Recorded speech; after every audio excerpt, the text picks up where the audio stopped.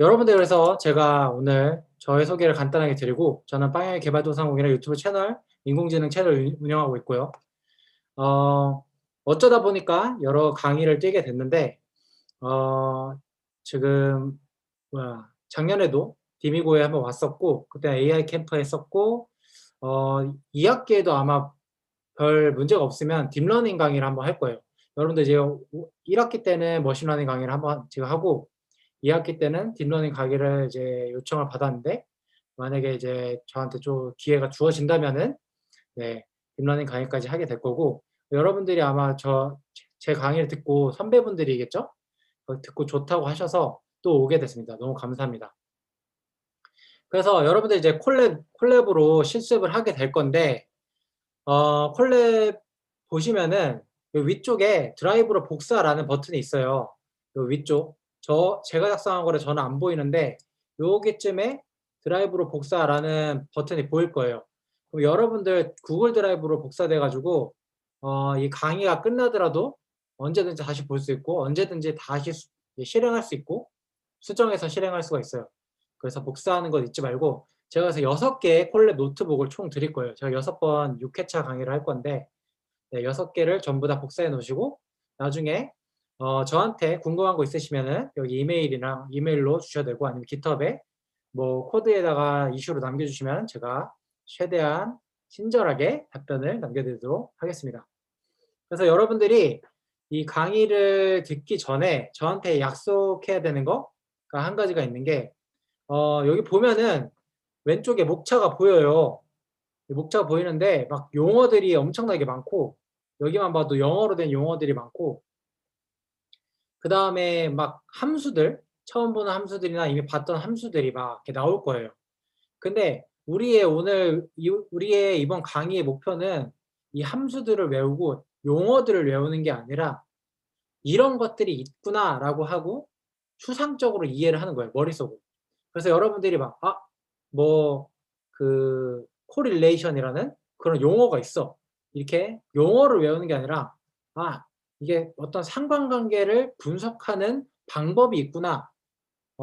그렇게 이해를 하고 그렇게 머릿속에 저장을 해 두고 나중에 상관관계를 분석해야 돼. 내가 막 선형 상관관계를 분석하고 싶어. 이러면은 이 선형 상관관계라는 이제 상관관계를 구글에 쳐 가지고 구글링을 해서 검색을 해 가지고 다시 사용할 수 있는 능력을 키우는 게 가장 중요합니다. 왜냐면 이걸 우리가 이거 시험 안 보죠? 시험 안 보잖아요. 저도 시험 안 내줄 거예요.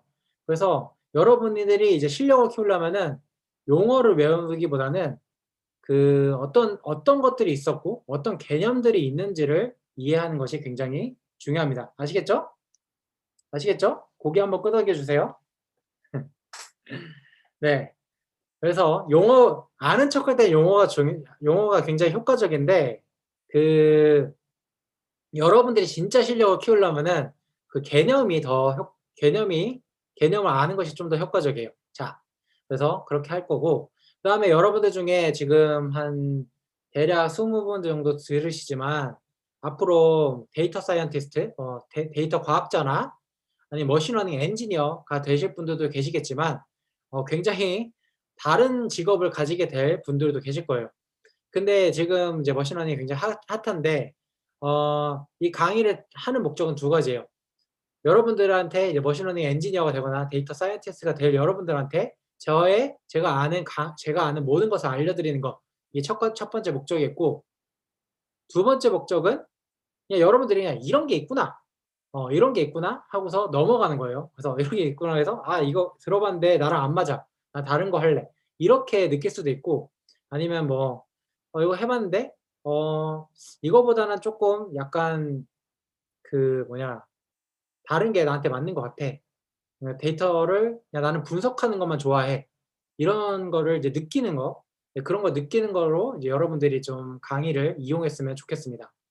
카메라 켜실 수 있으면 카메라 켜 주시면 좋아요. 얼굴 보고 대화하는 게 좋거든요. 네. 감사합니다. 자 이제 오늘 너무 강의가 늦어서 너무 죄송하고 그래서 빨리빨리 진행을 해 볼게요. 근데 여러분들이 좀 이렇게 적극적으로 저한테 질문을 해 주시면 좋을 것 같아요. 이 강의를 중간중간에 저 방해 안 한다고 이렇게 그 질문을 안 하시게 되는데 이게 방해하기 싫으니까.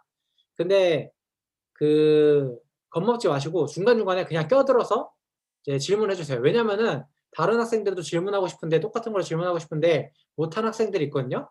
네, 그런 학생들을 위해서 '내가 질문해 주겠다.' 네, 요런 마인드로 질문해 주시면 감사하겠습니다. 네. 중간중간에 그냥 딱 껴들어서 질문해 주시면 제가 채팅창을 보고서 바로 답변을 해 드릴게요. 자, 오늘 배울 것은 머신러닝 데이터셋에 대해서 한번 알아볼 거예요.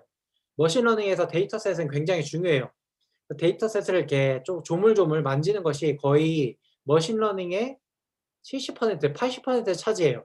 왜냐하면은 데이터셋이 안 좋으면은 학습을 시킬 수가 없어요. 우리가 머신러닝이라는 게 학습을 시키는 거죠. 이 정도는 여러분들 다 아시죠? 학습시켜야 되는데 데이터가 너무 지저분해. 그러면 학습조차 안 돼. 막 이런 거예요. 예를 들면은 뭘로 예를 들 수 있냐면은 여러분들이 교과서를 보는데 교과서가 막 낙서가 돼 있고 뭐가 막 지어져 있고 찢어져 있어. 그러면 여러분들이 공부를 할 수가 없죠. 이런 건 똑같아요. 머신러닝도 마찬가지로 데이터셋을 이제 교과서를 통해 교과서라고 생각하고 이제 보게 되는데 데이터셋이 굉장히 지저분하고 그냥 쓸 수가 없어. 볼 수가 없어. 이러면은 학습을 시키기 힘들고. 두 번째로 여러분들이 이제 머신러닝을 하기 전에 데이터셋을 이해하는 게 굉장히 중요해요. 데이터셋이 어떻게 이루어져 있고 어떤 것들로 구성이 되어 있는지. 막 예를 들어서 우리가 부동산 문제를 해결하기 위해서 부동산 데이터셋을 가지고 분석을 한다라고 하면은 학습을 시키기 전에 어떤 문제를 해결할 수 있는지 그 데이터셋을 보고 판단을 해야 돼요. 그렇기 때문에 데이터셋의 시각화, 데이터셋을 어떻게 볼 수 있는지가 중요하고 그것을 먼저 우리는 학습을 해볼 겁니다. 그다음 세 번째로 데이터셋이 아까 지저분하다고 했죠. 지저분한 것을 좀 더 깨끗하게 만들어 주는 방법이 있어요. 그게 바로 전처리라고 하는 프리프로세싱이라는 방법인데 전처리를 하는 가장 간단한 방법들에 대해서 알아볼 거예요. 네, 이렇게 데이터셋을 알아볼 거고 첫 번째로 우리가 이번 6일 동안 사용할 패키지, 굉장히 중요한 패키지인데 저도 굉장히 자주 사용해요. 실무에서도 꼭 사용되는 패키지인 scikit-learn이에요. 이 scikit-learn은 이제 sklearn이라고도 불리는데 이제 얘네들이 이제 뭐 광고하는 그 태그라인 어떤 한 문장이 있어요. 머신 러닝인 파이썬. 파이썬으로 머신 러닝을 할 수 있다. 이런 거죠. 굉장히 간단한데 그게 맞아요. 네. 그래서 예측을 위한 데이터 분석을 위한 간단한 효율적인 도구다. 그다음에 누구나 이용할 수 있고 다양한 방법으로 재사용이 가능하다. 넘파이랑 사이파이 그다음 매플랄립으로 구성되어 있다. 여기서 넘파이는 그 선형 대수나 아니면 행렬을 다룰 때 이제 여러분들이 막 이미지를 다루거나 행렬 연산을 한다. 요럴 때 쓰는 패키지고 사이파이는 요 사이킷런이나 여러 가지 패키지들을 거의 다 이렇게 뭉뚱그려서 부르는 그런 패키지고요. 그래서 파이썬에서 이제 사이언스 키트를 사용할 수 있는 패키지. 그다음 매플랄립은 그래프를 그릴 수 있는 패키지예요. 그래프를 그릴 수 있을 뿐만 아니라 이미지를 띄울 수도 있고요. 여러 가지 막 3D 그래프를 그릴 수도 있고 여러 가지 기능들이 있어요. 자, 근데 이게 오픈 소스인데 오픈 소스라고 무조건 무료로 이용할 수 있는 건 아니에요. 여러분들이 이제 라이센스에 대해서 나중에 좀 더 공부를 해야 될 텐데 상업적 이용은 가능하지만 BSD 라이센스라고 해서 여기 GitHub, 사이킬러 GitHub에 이렇게 들어가 보면은 자, 라이센스가 여기 오른쪽에 나와 있어요. BSD3 라이센스가 나와 있죠. 그래서 이걸 누르면은 어떤 권한을 가질 수 있는지가 나와요. 물론 영어로 돼 있어서 조금 힘들긴 하지만 우리가 할 수 있는 거 초록색 체크는 가능하다라는 거거든요. 상업적 이용이 가능하고 수정이 가능하고 배포가 가능하고 개인적인 사용이 가능하다. 근데 막 워런티나 그러니까 이거 뭐가 잘못됐어. 그럼 무조건 고쳐줘야 된다. 이런 게 없고 그다음에 뭐 안정성 이런 거 보장 안 하고 대신에 여러분들이 사이킷런을 가지고 개발해서 배포를 하게 된다면은 사이킷런을 사용했다는 요 라이센스 표시를 꼭 해야 됩니다. 그래서 카카오톡도 그렇고 여러분들이 사용하는 모든 앱들, 프로그램들에 보면은 오픈소스 라이선스라고 하는 메뉴가 숨겨져 있어요. 항상 앱에 보면은 오픈소스 라이선스 메뉴가 숨겨져 있는데 거기 보시면은 어떤 오픈소스를 사용했는지 항상 다 공지하도록 되어 있어요. 그래서 이걸 사용하시면은 꼭 scikit-learn을 내가 사용했다라고 공지를 해 주셔야 됩니다. scikit-learn은 이렇게 되고요. 자, 오늘 사용할 데이터셋은 첫 번째, 이제 붓꽃 데이터셋이라고 해서 아이리스 데이터셋이에요. 도대체 이제 꽃 데이터셋으로 무엇을 할 수 있는가라고 하면은 이제 세 가지의 붓꽃 형태가 있는데 요게 이제 학명, 뭐 학술 용어라고 해야 되나? 그런 걸로 보면은 되게 어려운 용어로 불리잖아요. 이렇게 어려운 용어로 불리는데 요 붓꽃이라고 해서 다 같은 붓꽃이 아니죠. 이제 학술적으로 보면은 식물학자들이 붓꽃이라는 거에서 또 세부적으로 나눈 거예요, 종에 따라서. 그래서 막 사람으로 따지면은 뭐 백인이 있고 뭐 흑인이 있고 라틴 계열이 있고 이런 것처럼 똑같은 붓꽃에도 요런 계열들이 있습니다. 그래서 우리가 오늘 한번 볼 것은 이 붓꽃 데이터셋을 한번 살펴볼 거예요. 살펴볼 거고 이것을 살펴볼 때는 콜랩이나 아까 주피터 노트북으로 하시는 학생은 주피터 노트북으로 보게 될 거고 콜랩이 굉장히 좋은 이유가 뭐냐면은 이렇게 코드를 블록 단위로 작성할 수가 있고 그다음에 여러분들이 원한다면은 저처럼 요렇게 메모를 할 수도 있고요. 예, 요거는 마크다운 언어로 메모를 하는 거죠.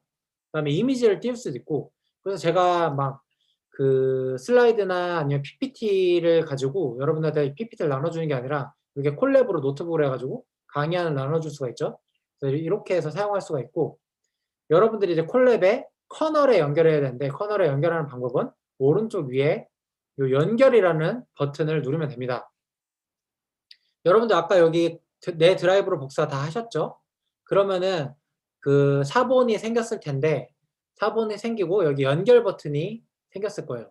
그래서 연결 버튼을 이렇게 살포시 눌러주면은 할당 중, 연결 중 이렇게 하면서 초기화 중, 그 다음에 연결됨 이란 메시지가 뜬 다음에 램을 몇 메가 사용하고 있는지 디스크를 몇 개가 사용하고 있는지 이렇게 볼 수가 있어요. 혹시 여기까지 안 된다라고 하시는 분 저한테 DM 날려주시거나 아니면은 채팅창에 쳐주세요. 네. 안 된다 하면은 바로 저한테 알려주세요. 뭐 안 된다라고 하시면. 그래야지 제가 여러분들한테 좀 더 친절하게 지도를 할 수 있으니까. 자, 이렇게 해서 연결이 됐어요. 그럼 여기 체크 표시가 보이죠? 체크 표시. 여러분들 연결이 됐으니까 이제부터 콜랩을 본격적으로 사용할 수 있습니다. 그래서 아이리스 데이터셋, 붓꽃 데이터셋을 로드하고 한번 살펴보도록 할 거예요. 그래서 우리가 사이클런에 내장되어 있는 아이리스 데이터셋을 사용할 겁니다. 그래서 사이클런의 데이터셋 여기서 로드 아이리스라는 클래스를 로드를 할 거예요. 그래서 파이썬 패키지는 사용하는 방법 여러분들 아시죠? 그래서 임포트 로드 아이리스 한 다음에 로드 아이리스 요거를 콜하고 요 데이터셋을 우리는 아이리스라는 변수에다가 저장을 해줄 거예요. 그래서 콜랩에서는 그냥 아이리스라고 마지막에 쳐주면은 이 데이터셋이 어떻게 생겼는지 볼 수가 있어요. 실행하는 방법은 여러분들 이제 Shift 하고 엔터 누르면은 여기 쭈르륵 돌아가면서 실행이 되죠. 자, 그럼 이렇게 나올 겁니다. 여기까지 나와야 돼요, 여러분. 혹시 안 나왔다, 손. 안 나온다. 다 나왔나요? 굉장히 이제 데이터셋이 많이 네, 다 나오죠? 데이터셋이 나오는데 뭐가 뭔지 모르겠어요. 일단은 막 숫자가 막 나와요. 자, 나와서 이 밑에 내려보면은 제가 요것을 좀 더 간단하게 볼 수 있게 이제 키를 보는 거예요. keys. 네. 왜냐면 이게 딕셔너리 형태로 되어 있거든요. 그래서 키만 간단하게 볼게요. Shift 엔터 눌러서 실행해 줍니다. 그러면은 어떤 데이터들이 나와 있는지 키 목록을 볼 수가 있어요. 그래서 실제 데이터는 여기 데이터라는 키에 저장돼 있고 타겟은 y 밸류고 일단은 그냥 이렇게 대충 설명하고 넘어갈게요. 나중에 자세히 설명드릴게요. 타겟 네임, 그다음 이건 뭔지 모르겠고 피처 네임, 파일 네임 이렇게 이루어져 있는 것을 알 수가 있어요. 그래서 일단은 어떤 피처들, 어떤 특성들이 있는지, 어떤 특징들이 있는지 피처 네임이라는 것을 한번 찍어보도록 프린트해 보도록 하겠습니다. 그래서 아이리스의 피처 네임스 이 아이리스가 아까 딕셔너리 데이터 형태로 돼 있다고 했죠. 그래서 딕셔너리에 접근할 때는 이렇게 대괄호를 치고 요 안에다가 키 이름을 입력해 주면은 Shift 엔터 누르면은 볼 수가 있는데, 자, 요게 4가지의 특징들이 있다는 것을 알 수가 있어요. 여러분들 이거 읽을 때 조심하셔야 되는데 욕처럼 들릴 수가 있거든요. 그래서 이거를 좀 더 세련되게 읽는 방법은 샘플 이라고 샘플 이렇게 읽으시면 됩니다. 샘플 랭스는 제가 설명 적어 놨죠. 여기다가 꽃받침 길이. 이 꽃에 위에 올려 보시면 이 아이디에서 꽃에 꽃받침의 길이, 꽃받침의 길이가 될 거고요. 그다음에 샘플 위스는 꽃받침의 너비 센티미터 단위고요. 그다음 페탈 랭스는 꽃잎의 길이, 페탈 위스는 꽃잎의 너비 다 센티미터 단위로 되어 있습니다. 이렇게 4가지의 데이터로 이루어져 있다는 걸 알 수가 있고, 실제 꽃받침의 길이랑 너비랑 숫자로 되어 있는 것은 이 데이터라는 키에 저장이 되어 있어요. 근데 굉장히 많으니까 우리는 앞에 5행만 출력을 해보도록 할게요. 자, 5행만 출력해라 라고 하면은 순서대로 여기 나와 있죠. 꽃받침 길이, 요게 첫 번째가 꽃받침 길이, 두 번째가 꽃받침 너비, 꽃잎 길이, 꽃잎 너비 요렇게 이루어져 있습니다. 데이터셋이 여러 개가 있는 경우는, 여러 개가 있는 이유는 뭘까요? 여러분, 왜 여러 개가 있을까요? 지금 요거를 5개가 아니라 10개라고 치면은 10줄이 나와요. 100이라고 치면은 100줄이 나올 거고, 이렇게 여러분들 실행을 시킬 수 있죠. 5라고 입력하고 Shift 엔터라고 누르면은 5개만 나옵니다. 근데 왜 이게 여러 개가, 데이터가 여러 개가 있어야 될까요? 왜 데이터 여러 개가 있는 걸까요? 혹시 아는 사람? 네. 여러 데이터의 통계를 내야 되니까. 맞아요. 여러 정보를 저장해서. 맞아요. 네, 학습시키려고 왔습니다. 네, 맞아요. 다 맞아요. 근데 이거는 그냥 학자들이 여러 개 모은 거예요. 그냥 여러 개 모아서 우리한테 준 거예요. 분석해 보라고. 네. 그냥 하나의 데이터를 분석할 수는 없으니까. 왜 하나의 데이터를 분석할 수 없을까요? 너무 적으니까. 그죠? 예를 들어서 어떤 사람을 판단하는데 어 어떤 막 1 학기 수학 점수가 30점이라고 해서 '얘가 수학을 못하는구나.' 이렇게 판단하기는 쪼끔 그렇잖아요. 여러 학기의 데이터를 보고서 판단을 해야 되겠죠. 평균을 내든지 아니면 뭐 가장 높은 값만 뽑든지 이렇게 해 가지고. 네. 맞아요. 정확합니다, 이상인 학생. 모든 데이터가 그 하나랑 같지는 않으니까. 그래서 데이터가 여러 개가 있어야 됩니다. 우리는 이제 분석을 해야 되니까요. 학자들이 그래서 분석을 하기 위해서 여러 개의 표본들을 모은 거예요. 그러니까 붓꽃이 엄청 여러 개가 있는 거죠. 100개, 200개 있는 거예요. 네. 그래서 그걸 모은 거고요. 자, 그래서 일단은 특징까지는 구분을 했는데, 특징까지는 우리가 알아봤는데 어떤 붓꽃인지는 여기에 안 나와 있죠. 꽃받침 길이랑 꽃잎 너비, 길이 이거 다 나와 있는데, 아까 붓꽃이 3종류가 있다고 그랬잖아요. 이렇게 3종류가 있는데 이 중에 어떤 붓꽃인지는 안 나와 있잖아요. 그래서 이 중에 어떤 붓꽃인지를 알려주는 데이터가 바로 타겟, 한국말로는 정답 데이터라고 합니다. 왜냐면은 이게 정답이니까 정답 데이터라고 불러요. 그래서 수식으로 표현할 때는 Y라고 부르고, 아까 그 특징들은 X라고, 어디냐, 여기 제 특징은 X라고 적었죠. X라고 이렇게 적습니다. 그래서 사실은 조금 더 수학적으로 들어가자면은 우리가 함수를 표현할 때 Y는 fx라고 하잖아요. 이렇게. 그래서 요 뜻은 뭐죠? x를 어떤 함수에 넣으면 y가 나온다, 요런 뜻이잖아요. 그래서 요게 그 뜻이에요.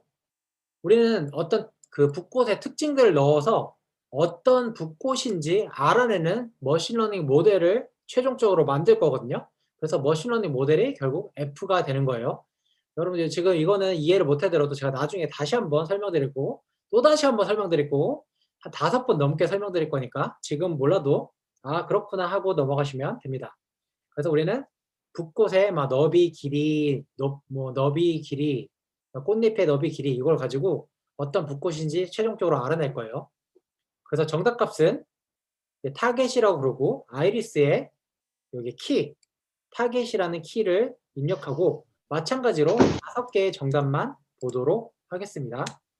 자, 그러면은 Shift 엔터 누르면 이제 되죠. 여기서 붓꽃의 종류는 여기 세토사, 뭐 벌시컬러 뭐 이렇게 써 있는 게 아니라 숫자로 나와 있어요. 그래서 0이면은 세토사고 1이면 벌시컬러고 2면 뭐라고 읽는지 모르겠는데 하여튼 이런 것도 이런 붓꽃이라는 거죠. 그래서 만약에 뒤에서 5개를 보고 싶으면 여기다가 -5라고 입력해 주시면 뒤에서 5개만 빼고 보여줘요. 이렇게 입력하면 뒤에서 5개만 보고 싶으면은 앞에다가 -5라고 입력해 주셔야 됩니다. 그러면은 이렇게 2, 2, 2 해서 각각 이렇게 나오게 되죠. 다시 여기 5로 바꿀게요. 그래서 이게 어떻게 매칭이 되냐면은 아까 여기에 보시면은 요 특징 데이터랑 매칭을 시켜야 되는데 우리가 첫 번째 붓꽃은 요 첫 번째 타겟이랑 매칭이 돼요. 요렇게 첫 번째 줄하고 첫 번째 요 요소랑. 그러면은 이제 아시겠죠? 그러면 만약에 두 번째 요소는 두 번째 요소랑 매칭이 됩니다. 네. 그다음 세 번째 요소는 세 번째 요소랑 매칭이 될 거예요. 다섯 번째 요소는 다섯 번째 특징은 다섯 번째 타겟이랑 이렇게 매칭이 되는 겁니다. 이 뜻은 뭐냐면은 요 붓꽃, 이 0번 세토사라는 요 0번 붓꽃은 꽃잎의 꽃받침의 길이가 5cm고요. 꽃받침의 너비가 3.6cm고요. 꽃잎의 길이가 1.4cm고요. 꽃잎의 너비가 0.2cm입니다. 네, 아시겠죠? 그래서 이렇게 매칭이 된다는 것을 알 수가 있고 우리가 그래서 만약에 이 데이터가 200줄이 있다, 200행이 있다 그러면은 이 타겟도 200개가 있을 겁니다. 네, 이해가 되시죠? 자, 다음으로는 우리가 판다스 패키지를 사용해서 데이터 프레임으로 한번 반환해 볼 거예요. 지금 여기 보시면은 보기가 약간 불편하지 않나요? 막 어레이 형태로 나오니까 굉장히 불편하잖아요. 그래서 지금 여기서 보는 게 이해가 안 됐다고 하더라도 우리가 데이터 프레임 형태로 바꾸면은 굉장히 이해가 잘 될 겁니다. 마이크 켜지는 거 마이크 한번 꺼주세요. 자, 그 데이터 프레임으로 변환하면 좀 더 이해가 잘 될 거예요. 네, 판다스 패키지를 사용할 건데 판다스 패키지는 데이터 프레임을 좀 더 쉽게 이용할 수 있게 하는 패키지예요. 그래서 판다스 패키지를 사용할 때는 판다스 패키지를 이렇게 판다스를 PD라는 그 좀 약어로 이렇게 임포트를 해주고 자 데이터 프레임 만들 때는 PD의 데이터 프레임이라는 클래스를 사용하게 됩니다. 그래서 우리가 아이리스의 데이터를 여기 데이터에 넣어주고 데이터 인자에 넣어주고 어떤 칼럼을 사용할 건지 칼럼의 이름은 무엇인지는 아까 feature names라는 거에 저장이 되어 있었죠.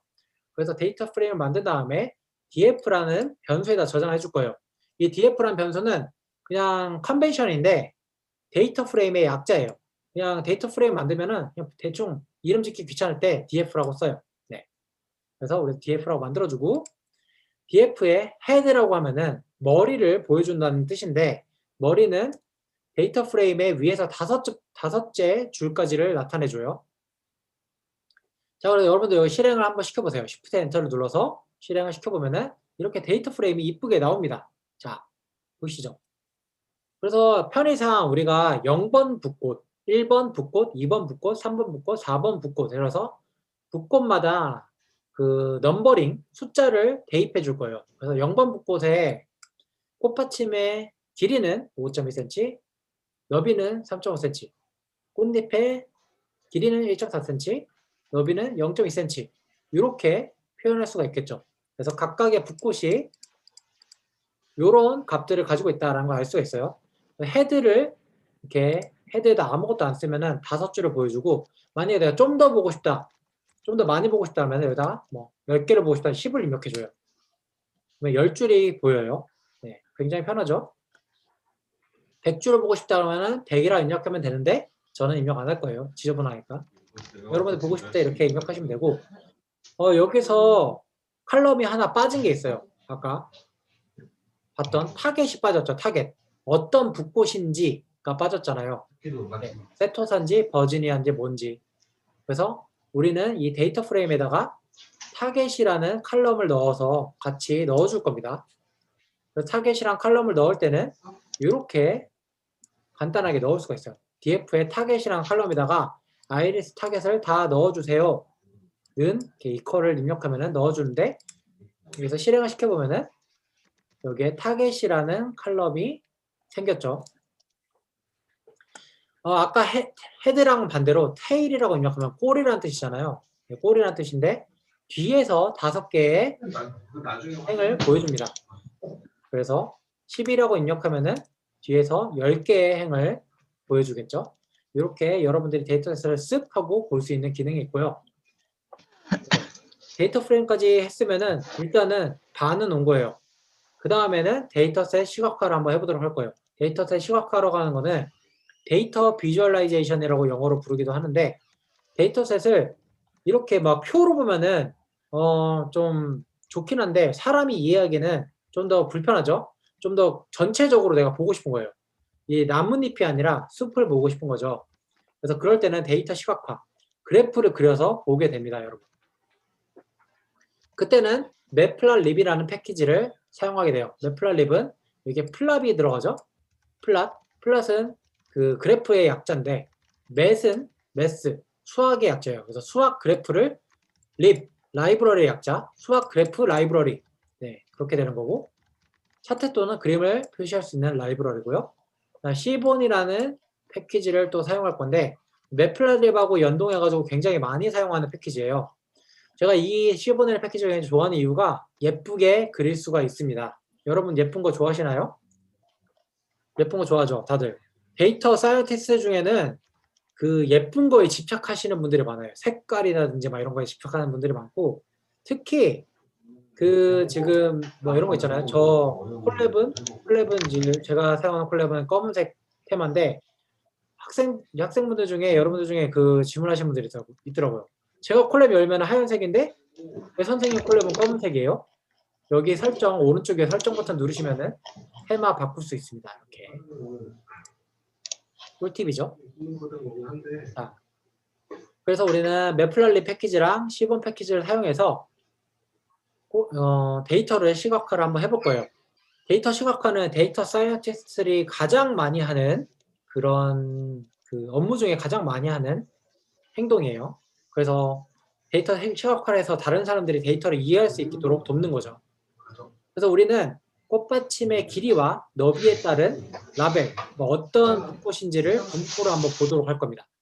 그래서 매플랍립 패키지와 시본 패키지를 임포트를 해줄게요.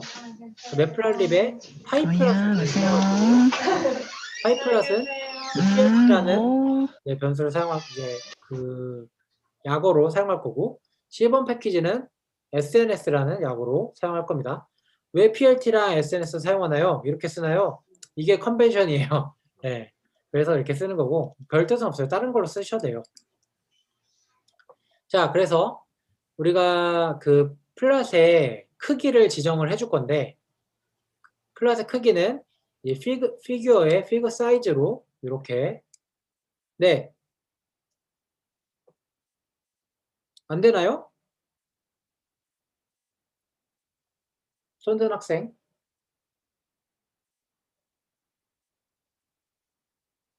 다 되죠? 안 되면 손 들어주세요. 그래서 우리 스캐터 플롯을 그려서 라벨 분포를 한번 볼 건데요. 그래서 그 그래프의 크기는 가로 16, 세로 8로 지정해 준다는 뜻입니다.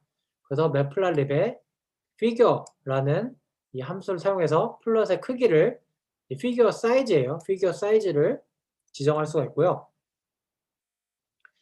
시본 패키지의 스캐터 플롯. 스캐터라고 하는 거는 이렇게 점점점점점점 나와 있는 거, 점이 여러 개 나와 있는 거 스캐터라고 그러는데 엑셀을 자주 쓰신 분들은 알 수도 있어요. 스캐터 플롯, 스캐터 그래프를 그릴 거고요. X는 꽃받침의 길이, 그 다음에 Y는 꽃받침의 너비, 그 다음에 휴라고 하는 것은 라벨인데 그 색깔로 라벨을 구분해 시켜줘요. 그래서 타겟, 우리의 그 어떤 그 붓꽃인지를 알려주는 거죠. 뭐 세토산지 아까 세 가지 붓꽃이 있었잖아요. 0, 1, 2 이렇게. 그래서 붓꽃의 종류를 색깔별로 나타내 보도록 할 겁니다. 그래서 PLT show 하면은 그래프가 이렇게 짜잔 하고 나타나는데요. Shift 엔터를 눌러서 여러분들이 실행을 할 수가 있어요. 자, 요거를 어떻게 읽는지를 지금부터 알려드릴 건데, 자, 가로축은 꽃받침의 길이입니다. 세플 랭스죠. 그 다음에 세플 위스, 세로축은 그 꽃받침의 너비예요. 그래서 위로 갈수록 꽃받침의 너비가 크다는 거죠. 왜냐면 꽃받침 너비가 4.5cm니까 얘네는 4.5cm. 이 꽃받침 너비가 2.5cm가 좀 안 되네요. 가로축으로 갈수록 꽃받침의 길이가 길다는 겁니다. 네. 그래서 꽃받침의 길이랑 꽃받침의 너비에 따라서 그 0번, 1번, 2번 붓꽃이 어떻게 분포하는지를 우리가 볼 수가 있어요. 그래서 0번 붓꽃은 우리 여러분들이 좀 보면 알 수가 있죠. 어떻게 모여 있는지. 0번 붓꽃은 요런 분포로 가지고 있구나. 1번 붓꽃은 약간 보라색 빛이죠. 요런 분포를 가지고 있고, 그 다음에 2번 붓꽃은 요런 분포를 가지고 있네요. 그래서 이렇게만 봐도 감이 오잖아요. 꽃받침의 너비랑 꽃받침의 길이를 알면은 어떤 붓꽃인지를 약간 대략적이나마 알 수가 있겠다. 그래서 학자들이 이 그래프를 보고서 고민한 거예요. 이거를 기계한테 학습시킬 수 있지 않을까? 여러분들이 지금 생각하는 것처럼. 그래서 머신러닝이 나오게 된 겁니다. 네, 그래서 0번, 1번, 2번 붓꽃에 따라서 이렇게 꽃받침의 너비를 볼 수가 있고, 또 이번에는 꽃잎의 길이와 너비, 그러니까 페탈 랭스랑 페탈 위스에 대해서 어떤 분포를 가지고 있는지를 보려면은 이 페탈 랭스, 페탈 위스, 아까는 세펄이었죠? 세펄. 요거만 바꿔주면 돼요. X, Y만. 페탈로 이렇게 바꿔줬습니다. 그래서 마찬가지로 Shift 엔터 눌러서 실행을 시켜주면은 꽃잎의 너비와 길이에 따른 어떤 붓꽃인지를 알 수가 있죠. 자, 보면은 아까보다 조금 더 극명하게 차이가 나는 것 같은데, 꽃잎의 길이와 너비를 보면은 0번, 1번, 2번 이렇게 막 모여 있죠. 옹기종기 모여 있단 말이에요. 그래서 우리가 이거를 꽃잎의 길이가 긴 것은 2번 종류의 붓꽃이라고 우리가 말할 수가 있겠구나라는 것을 어렴풋이 알 수가 있죠. 굉장히 데이터 시각화만 했는데 여러 정보를 얻을 수가 있습니다. 그래서 우리는 다른 뭐 친구들이나 다른 사람들한테 이렇게 얘기할 수 있는 거예요. 꽃잎의 길이나 꽃잎의 너비, 아니면 꽃받침의 길이나 꽃받침의 너비를 알면은 어떤 종류의 붓꽃인지를 구분할 수가 있다. 네, 데이터 시각화를 하니까 이런 게 보이죠. 굉장히 신기하죠, 여러분. 그래서 이 스캐터 플롯을 사용해서 그 라벨의 분포를 알 수가 있었고, 이번에는 몇 개의 각각 붓꽃의 종류에 따라서 몇 개에 있는지, 몇 개가 지금 데이터셋에 몇 개가 존재하는지를 한번 알아볼 거예요. 그래서 이번에는 디스플롯이라는 디스트리뷰션 플롯, 디스트리뷰션은 분포라는 뜻이죠. 분포 그래프를 그려볼 건데요. 플롯은 그래프. 이번에는 10원의 디스플롯이라는 함수를 사용할 겁니다. 그래서 타겟의 분포를 한번 알아볼 거예요. 타겟의 분포를 이렇게 알아볼 때는 디스플러스 쓰고, 여기 아래쪽에 보시면은 타겟의 그 값이 나와 있죠. 0, 그다음에 1, 2. 0번 종류의 붓꽃, 1번 종류의 붓꽃, 2번 종류의 붓꽃이 0번 종류의 붓꽃은 50개가 있고요. 1번 종류의 붓꽃도 50개가 있고요. 2번 종류의 붓꽃도 50개가 있습니다. 그래서 각각 붓꽃 종류마다 50개씩 데이터가 존재해서 이제 전체 150개가 있다는 것을 알 수가 있죠. 네. 이 그 타겟의 라벨의 분포 그래프를 그려보는 게 굉장히 중요한 게, 지금 이거는 이 데이터, 붓꽃 데이터는 사이클런에 내장되어 있는 거라서 50개씩 일부러 잘라서 넣어 놓은 거예요. 여러분들이 사용하기 편하라고. 근데 실제로 여러분들이 데이터 사이언스를 하거나 아니면 머신러닝을 할 때 보면은 이렇게 분포가 딱 맞는 경우가 없어요. 예를 들면 이런 거예요. 여러분들이 날씨 데이터를 이제 분석한다고 쳐요. 그래서 비가 오는 날인지 아닌 날인지를 분석한다고 칩시다. 근데 비가 오는 날이 많아요? 비가 안 오는 날이 많아요? 여러분? 여러분들 1 년을 딱 살아보면은 비가 오는 날이 많아요? 안 오는 날이 많아요? 안 오는 날이 많죠? 그러면 이거 그래프로 그려보면은 제가 이렇게 손으로 한번 그려볼게요. 이렇게 손을 그려보면은 비가 안 오는 날을 0 이라고 하고 비가 오는 날을 1 이라고 해 봅시다. 네. 그럼 비가 안 오는 날이 많죠? 비가 안 오는 날이 많으니까 분포가 이렇게 됩니다. 이렇게. 비가 오는 날은 요래요. 네. 그래서 이게 불균형하다는 거 알 수 있죠. 네. 근데 이렇게 되면은 머신러닝 할 때 이 불균형한 데이터를 학습시키기가 굉장히 어려워요. 그래서 요 분포 그래프를 보고서 '내가 이걸 학습시킬 수 있겠구나 없겠구나.'의 감을 잡는 게 굉장히 중요합니다. 왜 어려운지는 나중에 가서 한번 알려드릴게요. 그래서 분포 그래프를 보는 게 일단 중요하다. 분포 그래프를 보는 방법은 시본의 디스플랫을 사용한다. 네, 요렇게 일단 알고 넘어갑시다. 일단 라벨이 몇 개 있는지를 아는 것도 중요하니까요. 네. 그래서 이 라벨의 분포 그래프를 봤듯이 이번에는 꽃받침 길이의 분포 그래프를 보도록 하겠습니다. 일단 그리는데 데이터 프레임에 샘플 랭스 요거 키만 바꿔주면 되죠. 요 칼럼만 그려다가 X축에다가 쫙 뿌려줘라 라고 하면은 디스플랫이 알아서 그려줍니다. 그래서 X축이 꽃받침 길이죠. 샘플 랭스. 그래서 꽃받침 길이가 이렇게 그래프로 나와 있고요. 그래프로 나와 있고 몇 개가 분포하는지가 세로축에 카운트라고 나와 있죠. 그래서 읽는 방법은 꽃받침 길이가 6cm인 꽃이 6cm인 데이터가 한 28개 정도 있다. 28개 정도 있다. 이렇게 읽는 겁니다. 예를 들어서 이제 한 7.5에서 8cm 정도 사이에 있는 꽃받침 길이가 되는 데이터는 5개가 있구나라는 것을 알 수가 있죠. 그래서 데이터의 분포가 우리가 요렇게 분포하는구나를 알 수가 있습니다. 요걸 보면은 꽃받침 길이의 최소 길이랑 최대 길이, 최소 길이는 4.5cm구나, 최대 길이는 약 8cm구나 요런 걸 다 알 수가 있죠. 그래서 가장 많이 분포하는 구간은 5.5cm에서 한 6.5cm 구간이구나. 네, 요 구간이구나 라는 것을 대략적으로 알 수 있습니다.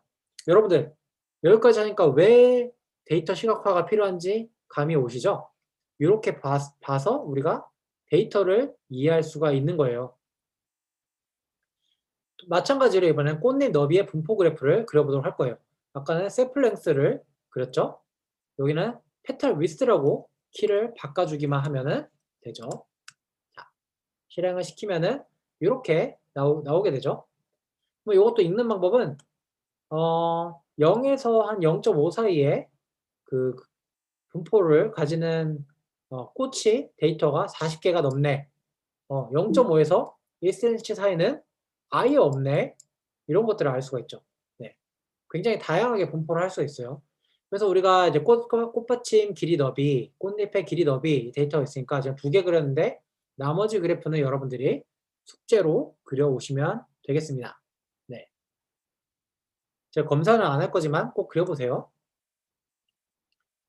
그래서 이번에는 한번 그 디스플랫이 아니라 디스트리뷰션 플랫이 아니라 박스 플랫이라는 거 한번 그려볼 건데 일단은 이론을 설명하기 전에 한번 그려보기부터 할게요. 박스 플랫을. 마찬가지로 실본의 박스 플랫이라는 굉장히 좋은 이 함수가 있죠. 그래서 X축에는 타겟 0번 아이리스 0번 붓꽃이냐 1번 붓꽃이냐 2번 붓꽃이냐 이 타겟이고 Y는 샘플 랭스 꽃받침의 길이죠. 네, 꽃받침의 길이를 Y축에 두고 한번 박스 플랫을 그려보도록 하겠습니다. 이렇게 한번 그리면은 자 가로축은 0번 붓꽃이냐 1번 붓꽃이냐 2번 붓꽃이냐 이렇게 그 붓꽃의 종류를 나타내는 거죠. 세로축은 꽃받침의 길이를 나타내는 겁니다. 네. 4.5cm부터 8cm까지 이렇게 길이를 나타내죠.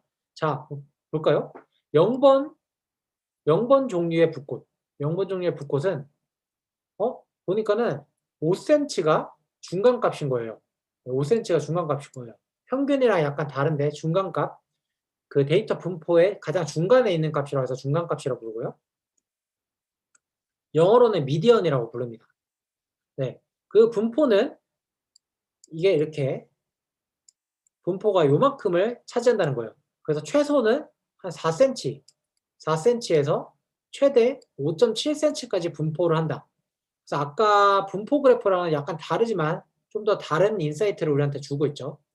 그래서 여기 구간에 가장 많이 분포를 합니다. 라고 알 수가 있고요. 1번 종류의 붓꽃도 마찬가지로 중간값은 여긴데 여기에 가장 많이 분포를 해요. 네, 이거 알 수 있고 2번 종류의 붓꽃은 이렇게 이것도 마찬가지로 중간값 그다음 분포를 여기 한다. 그래서 꽃잎 꽃받침의 길이를 이렇게 분포도로 알 수 있는데 그래서 2번 종류의 붓꽃이 꽃받침의 길이가 평균적으로 굉장히 길다라는 것을 우리는 알 수가 있죠. 그래서 우리가 눈으로 봐도 이제 알 수 있겠네. 붓꽃을 딱 보고서 꽃받침의 길이가 좀 길어. 이러면은 1번 아니면 2번일 가능성이 높은 거죠. 그렇죠? 근데 꽃받침의 길이가 굉장히 짧아. 짧아. 요쪽에 막 분포해 있어. 그러면 0번 붓꽃일 가능성이 높습니다. 네. 뭐 진짜 그럴지 아닌지 모르지만 일단 가능성이 높다. 그래서 우리가 추측을 할 수가 있죠.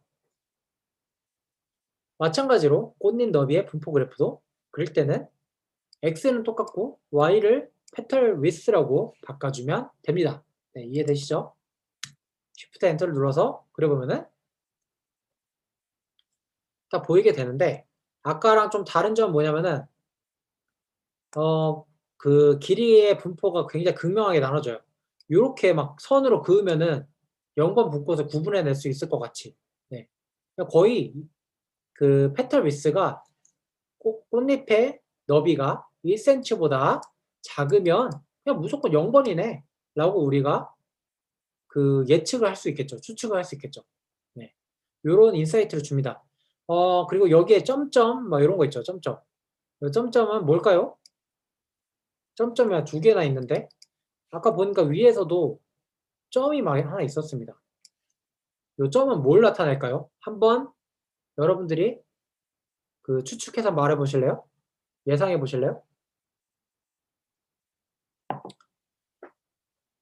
혼자 튀는 값, 예외, 결측값, 돌연변이. 음. 근데 다 맞는데? 여러분 예습해 온 거 아니죠? 맞아요. 그 혼자 튀는 값이라고 한 학생이 굉장히 그 우리가 알아듣기 쉽게 설명을 해 주셨는데 얘 혼자, 얘 혼자 여기 있는 거예요. 얘 혼자. 어. 다른 애들은 여기 다 있는데 여기 다 분포 있는데 얘 혼자 여기에 혼자 튀어 있는 거예요. 그래서 이것을 좀 더 유식한 말로 아웃라이어라고 합니다. 아웃라이어. 제가 여기다 아웃라이어라고 썼죠. 아웃라이어라고 하고 아웃라이어의 뜻은 밖에, 아웃, 바뀌죠. 밖에, 라이어, 놓여져 있다. 그래서 어떤 분포에 밖에 놓여져 있는 애를 아웃라이어라고 하고 혼자 튀는 애, 그다음에 뭐 돌연변이라고 부를 수도 있겠죠. 돌연변이어서 이렇게 됐다. 그래서 여기서는 아웃라이어가 한 개가 있고 여기서는 0번 붓꽃의 아웃라이어가 2개가 있네요. 그래서 요런 녀석들은 좀 특이한 애들이에요. 왜냐하면 나머지 애들은 다 여기 있는데 약간 특이한 애들. 네. 이런 애들을 머신러닝을 실제로 할 때는 제외해 주는 경우도 있고 아니면 그냥 포함시켜서 학습시키는 경우도 있어요. 근데 웬만하면은 제외를 해 주는 게 그 성능면, 정확도 면에서 굉장히 좋긴 합니다. 요것도 나중에 한번 살펴볼 거예요. 그래서 우리가 여기까지 했죠. 그래서 우리가 이번에는 한번 상관관계에 대해서 한번 알아볼 건데 혹시 여기까지 내가 안 된다라고 한 학생, 안 된다라고 한 학생 있어요? 손 들어 주세요. 없죠? 네. 혹시 안 되면은 꼭 말씀해 주셔야 돼요. 여러분들 한 분 한 분이 다 따라오셔야 제가 이제 하는 이제 그 보람이 있잖아요. 그죠? 그래서 상관관계 약간 심화 과정인데 요거는 이해를 못 해도 관계는 없어요. 여러분들이 나중에 뭐 대학에 가거나 아니면 뭐 머신러닝 전공을 하거나 그다음에 실제로 업무에 들어갔을 때 이해하셔도 상관없는 건데 일단은 좀 재밌는 내용이라서 제가 준비를 해 봤습니다. 상관관계. 영어로는 correlation이라고 해요. 왜 correlation이라고 하냐면 relation은 원래 관계라는 뜻이잖아요. 근데 함께 관계가 있다고 해서 co라고 붙여요. 그래서 함께 관계가 있는 것. 상관관계. 상관관계라고 하는 거는 뭐냐면은 예를 들면 이런 거예요. 간단하게 설명하면 만약에 내가 집에 있는데 내 동생이 시험 기간이야. 난 시험 기간이고 동생은 시험 기간이 아닌 거예요. 그래서 나는 시험 기간이라서 공부를 막 하고 있는데 동생이 옆에서 게임을 막 하고 있어. 그러면 동생이 게임을 하면은 내 시험 공부에 상관이 있죠. 동생이 게임을 더 시끄럽게 하거나 더 많이 하거나 할수록 내 점수가 낮아지죠. 시험 점수가 낮아진다. 요런 이제 관계가 있는 것을 바로 상관관계가 있다라고 말을 합니다. 예를 들어서 상관관계가 없는 경우는 어떤 경우냐면은 내가 시험 공부를 하는데 뭐 지구 반대편에 있는 미국에 있는 어떤 학생이 걔가 게임을 해. 똑같은 시간에. 근데 걔가 게임을 하든 난 내가 시험 공부를 하든 내 시험 점수에는 상관이 없잖아요. 그래서 이런 경우에는 상관관계가 없다라고 합니다. 네. 굉장히 쉽죠? 말은 어려운데 개념은 쉬워요. 그래서 상관관계가 있는 것, 상관관계가 없는 것은 바로 그렇게 나눠지고요. 상관관계가 있는 것은 어떤 나랑 관련이 있는 거예요. 나한테 영향을 끼치는 것. 얘의 어떤 값이 변하면은 데이터적으로 보면은 어떤 A라는 애의 값이 변하면 B라는 애가 같이 변하는 것. 네. 근데 관계가 없는 것은 내가 변해도 얘는 별로 안 변해. 관계가 없는 거죠. 그래서 상관관계를 알아볼 때는 가장 편하게 알아볼 수 있는 것은 실본의 페어 플롯이라는 요 함수를 사용하는 거예요. 그래서 요 데이터 프레임을 아까 데이터 프레임 만들었죠. 데이터 프레임을 그냥 통째로 넣어 버리면은 얘가 알아서 상관관계를 만들어 줘요. 네.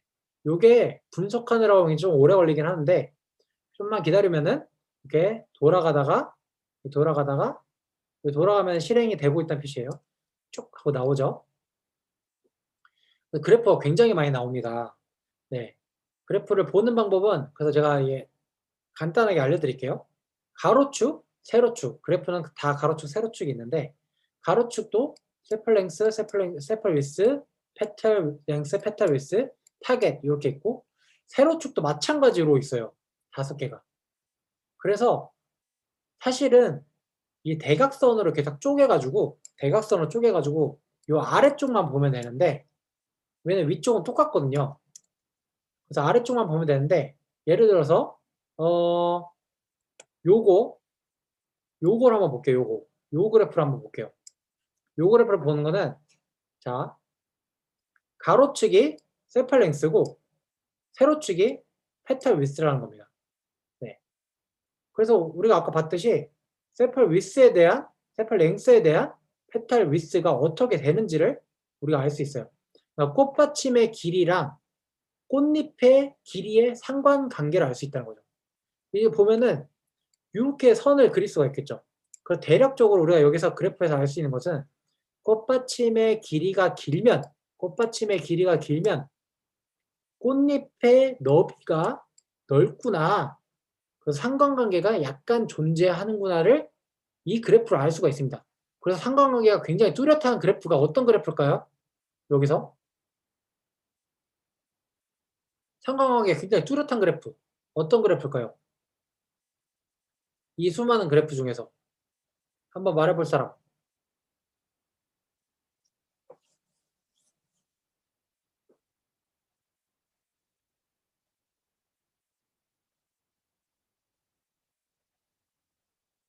제일 아랫줄?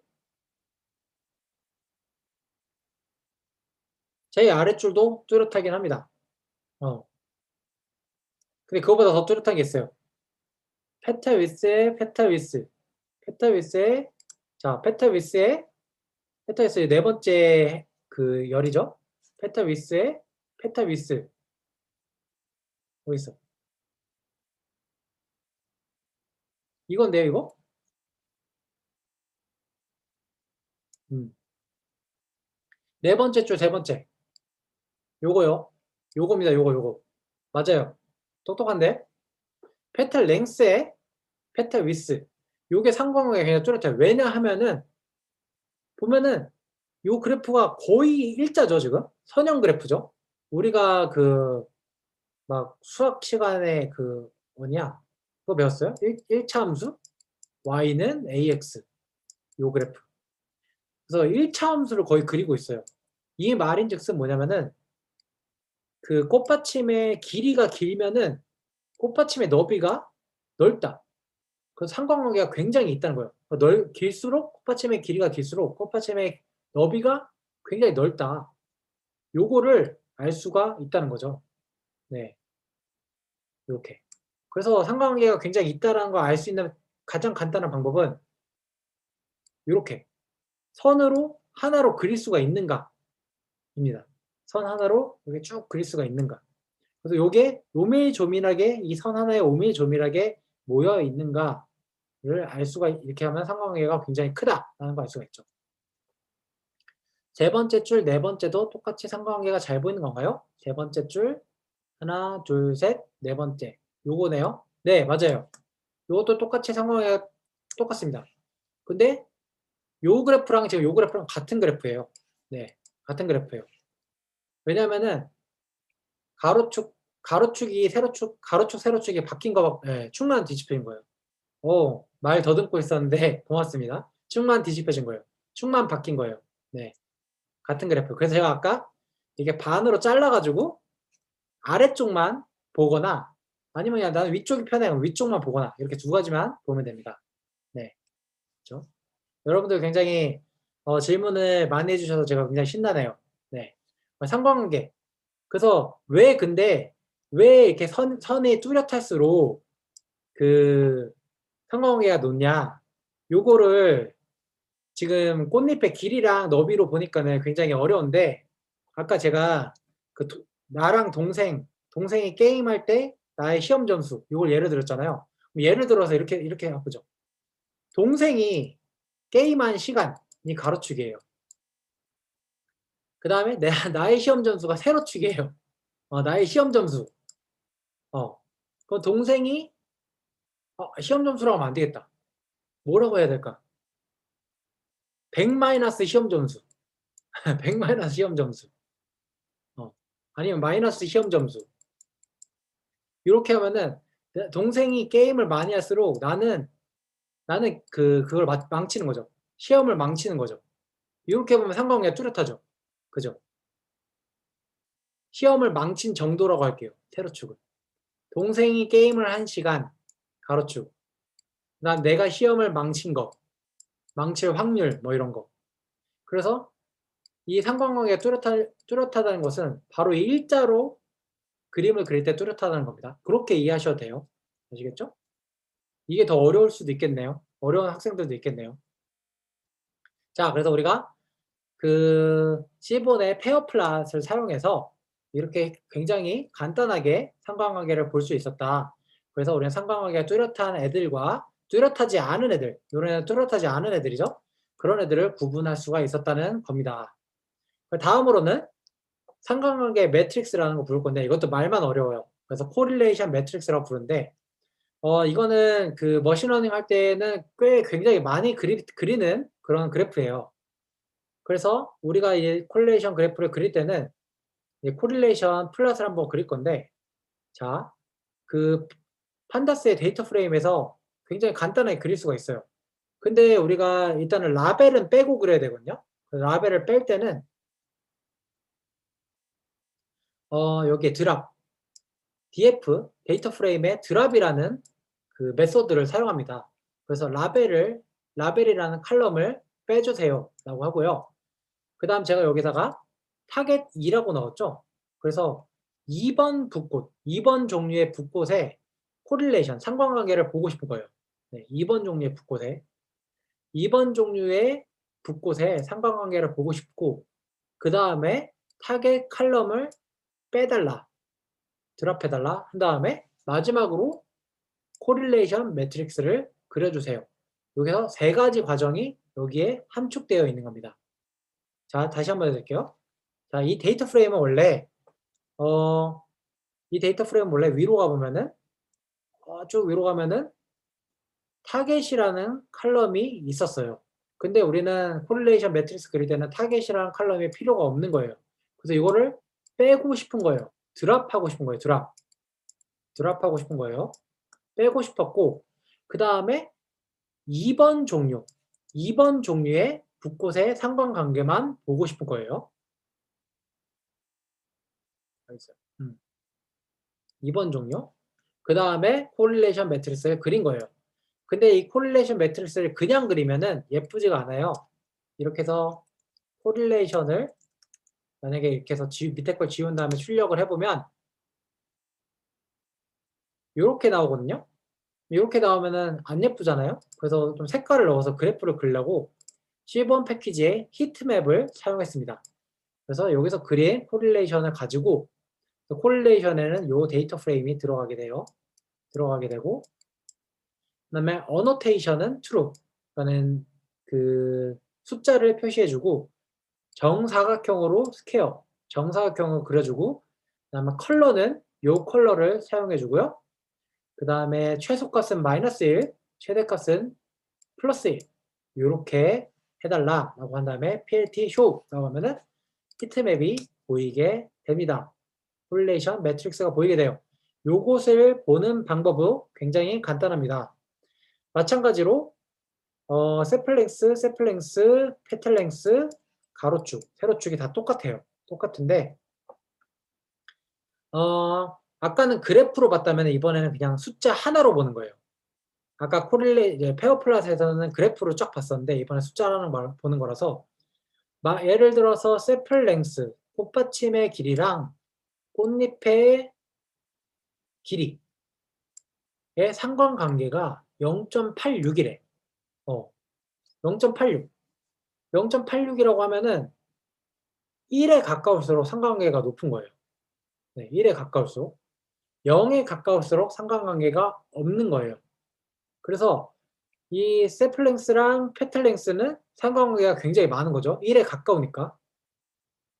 그 다음에 세플 위스랑 페틀 랭스는 0.4라서 상관관계가 약간 적다라는 걸 알 수가 있고 가장 상관관계가 적은 것은 페틀 랭스랑 페틀 위스 0.32죠. 네.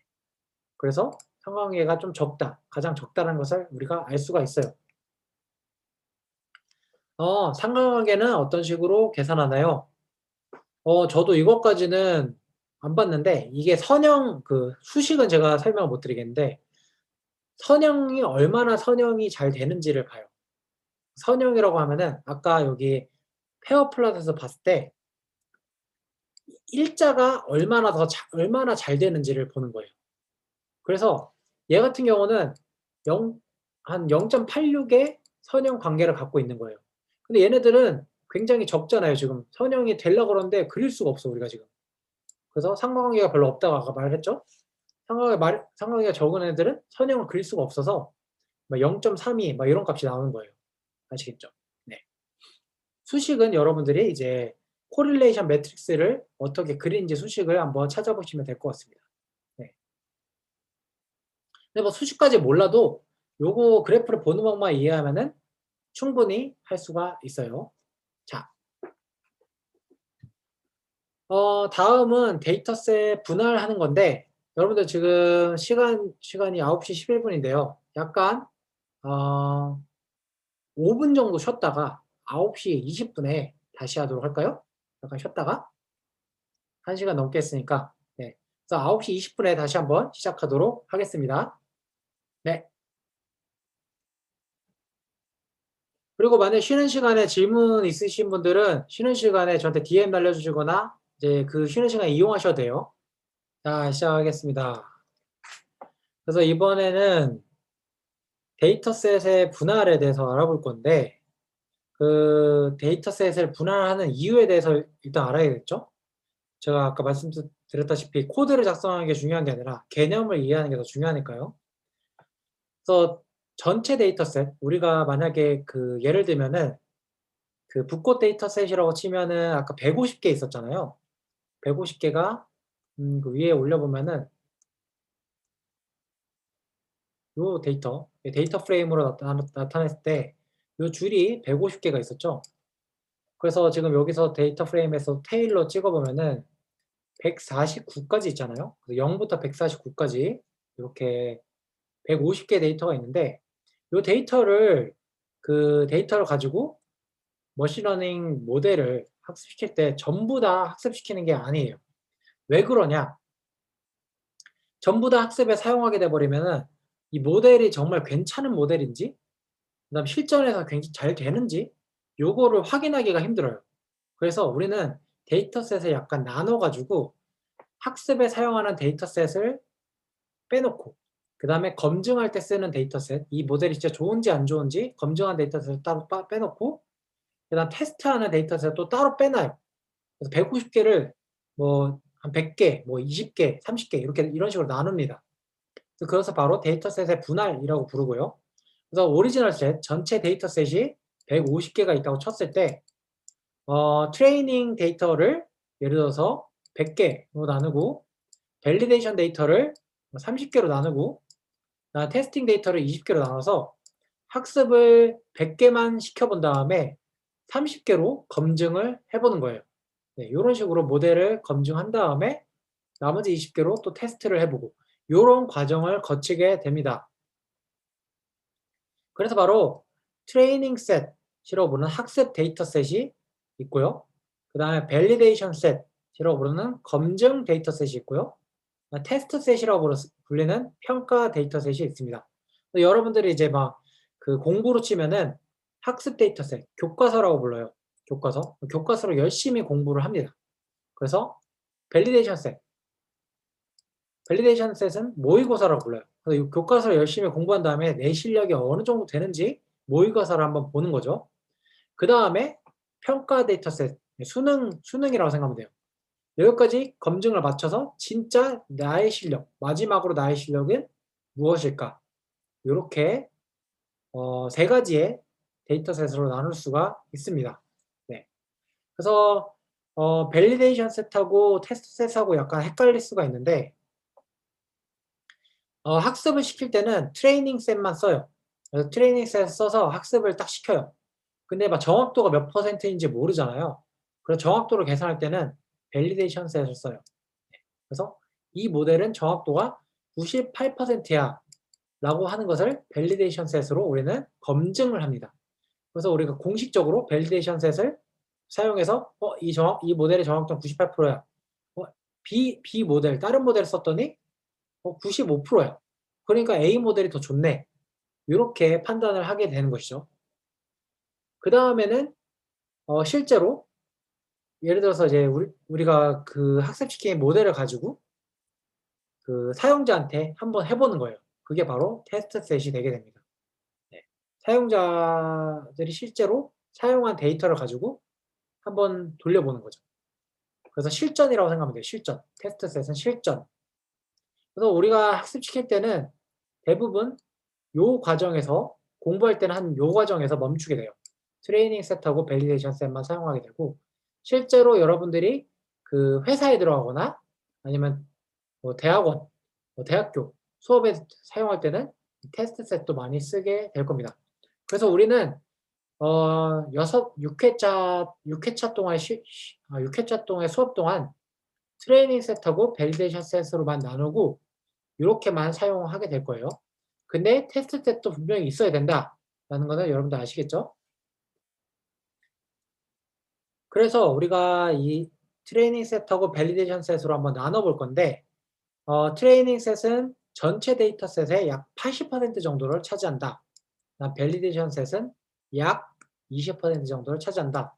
근데 이거는 여러분들이 가지고 있는 데이터셋에 따라서 비율이 바뀔 수는 있어요. 내가 너무 학습 데이터셋이 없어서 성능이 안 나와. 그러면 요거를 막 90%로 바꾸고, 네, 바꾸고, 10%로 바꾸고. 이런 경우도 있고, 그 다음 뭐 데이터셋은 굉장히 많은데 정확도를 되게 꼼꼼히 그 검증해야 돼. 이럴 경우는 트레이닝 셋을 막 60%, 밸리데이션을 40% 요렇게 사용하기도 합니다. 네, 그래서 상황에 따라 다르다. 네, 약 대략 평균적으로 80, 20 정도 돼요. 비율이. 그래서 우리가 데이터 프레임 한 번 더 볼까요? 그 df에 헤드를 쳐서 데이터 프레임 한 번 더 살펴보도록 하죠. 그래서 만약에 우리가 10개의 데이터셋이 있다고 치면은 이렇게 8개의 데이터는 학습의 트레이닝 셋으로 학습 데이터셋을 쓸 거고 2개의 데이터셋은 밸리데이션 셋, 검증 데이터셋으로 쓸 거예요.